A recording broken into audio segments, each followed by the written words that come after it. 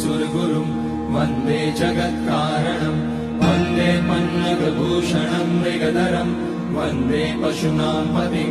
वन्दे सूर्यशशाङ्कबलिम् ॐ वन्दे देवोमापतिं सुरगुरुं वन्दे जगत्कारणं वन्दे पन्नगभूषणं मृगधरं वन्दे पशूनां पतिं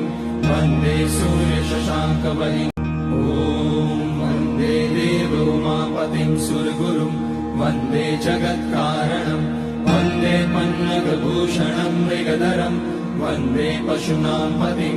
वन्दे सूर्यशशाङ्कबलिम् ॐ वन्दे देवोमापतिं सुरगुरुं वन्दे जगत्कारणं वन्दे पन्नगभूषणं मृगधरं वन्दे पशूनां पतिं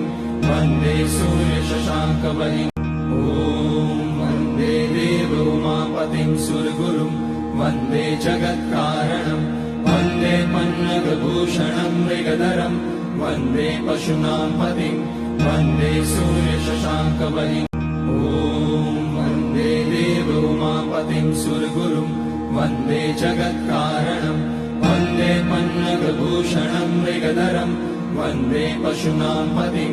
वन्दे सूर्यशशाङ्कबलिम्